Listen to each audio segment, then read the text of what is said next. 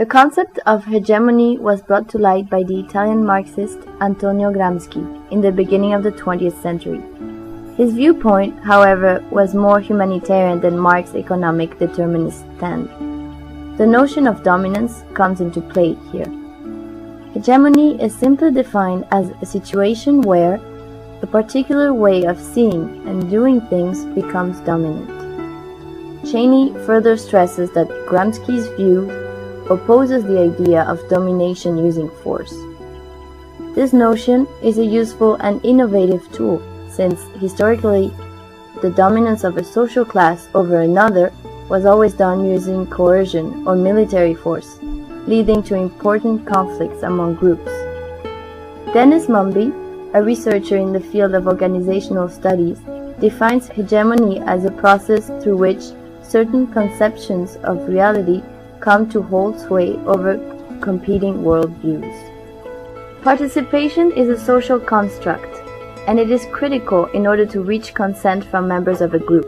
Researcher Hans Dorewart explains it in terms of meaning and identity. Meaning and identity formation processes encourage consent with the dominant organizational view and the acceptance of organizational practices, despite the possible disadvantages for those involved. No one questions the dominant ideology as it becomes common sense. This makes it extremely difficult to distinguish. It is important to keep in mind that without consent and participation from subordinated class, no worldview can become dominant. This can be observed by looking at how the ideology of one man influenced so many in the Second World War. A simple example of organizational power structure is how the boss is placed above other members, and so are his views without anyone contesting them. Power pressure exists in most organizations and social groups. The world history is familiar with a type of organizations where the power distribution and discipline of all members help them survive and function productively through centuries. These organizations are the secret societies. The best representative of these groups of people is the Freemasonry, since it is the most highly developed, most broadly dispersed, and one of the oldest secret societies in the world. Freemasonry is even labeled as a secret society founded by God himself. The Freemasons' power system are not only well shaped within the organization, but they are also an extremely strong influence for the outside world. Masonry has always been related to control on the political elite and to being present in the highest circles of society in respect to money, knowledge, education, and connections. The roots, aims, and principles of the secret society are part of the answer why is the Freemasonry one of the most powerful organizations that the mankind has ever seen. What is this unknown weapon which keeps the organization stable, powerful, and expanding in the different epochs? Is it only a question of who possesses the authority, or is it important to investigate the how of power, the manipulation and persuasive strategies of those who stay at the top of the pyramid? For the Freemasonry in specific, it is difficult to study in depth the structure of the organization, since it is labeled as a secret society and not much information circulates freely for the people. In spite of this, in the public sphere it is known that the hierarchy of the lodges in the Freemasonry is well built and every member has a different obligation, such as worshipful master, senior and junior warden, and the titler. Other Masons in the lodge are assigned as assistants of the master and the wardens, as secretaries and stewards, and they are also expected to help for the achievement of organization's goals. This almost perfect structure and participation from all the members is what makes this organization worth analyzing. When we study the Masonic organization as a whole, we have to mention the system of control it has internalized in order to effectively control the processes within its structure. Similarly, as other religious organizations and social movements, Freemasonry requires a good member who is dedicated to and follows values closely, which is a major characteristic of the conservative system of control. By implementing these rules of practice, the Brotherhood assures the discipline of the participants and their full devotion to the ideology of the secret society, consenting to be controlled by their own will. Apart from these rules of practice, there are other numerous ways through which the Masons achieve their power status. However, they all cling to the basic tool of hegemony, manipulation. This manipulation became a fact due to the global diffusion of the organization's influence.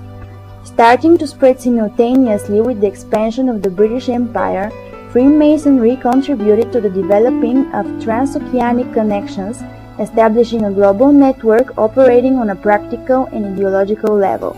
This development wasn't only useful for the external power of the Masons, but also for the power within the organization. The newly established global scope was attractive to the members of the Brotherhood and therefore strengthened their attachment to it. It is not a coincidence that members were often soldiers, merchants, colonists, or colonial servants.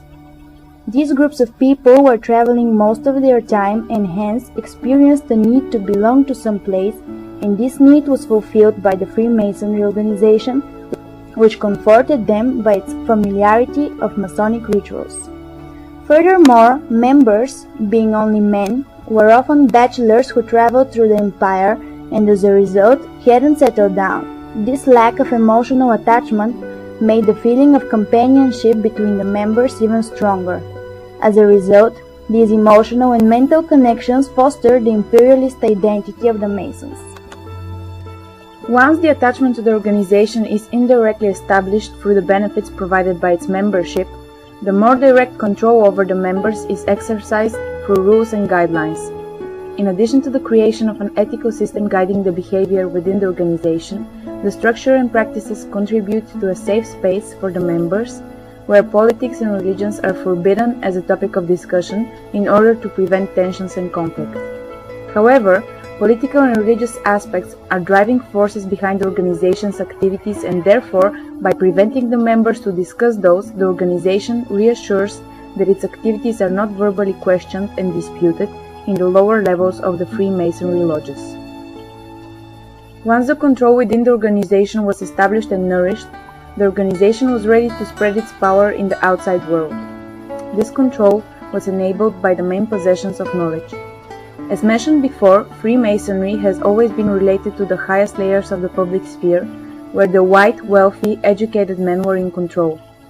Since early times, these people were the ones who obtained all the information which was forbidden to the middle-class citizens, and this made them one of the main disseminators of the Enlightenment ideology. These facts contradict to the argument made by Kenneth Galbraith that not till the advent of the technologies was knowledge a main source of power. If we turn even to the most powerful institution that humanity knows, the Christian Church, it is its knowledge and the lack of one among the people that enable the Vatican manipulate the Christians around the world. Hence, we believe that the enormous amount of information disposable to the Freemasons is the main source of power for this secret organization. In addition to information as an aspect of power, Freemasons had established a strong network in the political circles by acquiring influential positions in the British Empire, Asia, Africa, Middle East, Europe, and America. The United States are an example of how far this reach of power eventually spread. In his study of the Masonic power structure, Robert Howard argues that the majority of presidents of the US were Masons. Some of them, he even claims, fall into the category of Illuminati, a radical branch of Freemasonry whose members claim that it doesn't matter who the people voted for, they always vote for us. As the President of the States is often seen as one of the most powerful figures in the world, the argument that Freemasonry controls the world is backed up by the research stating that various American presidents were Freemasons.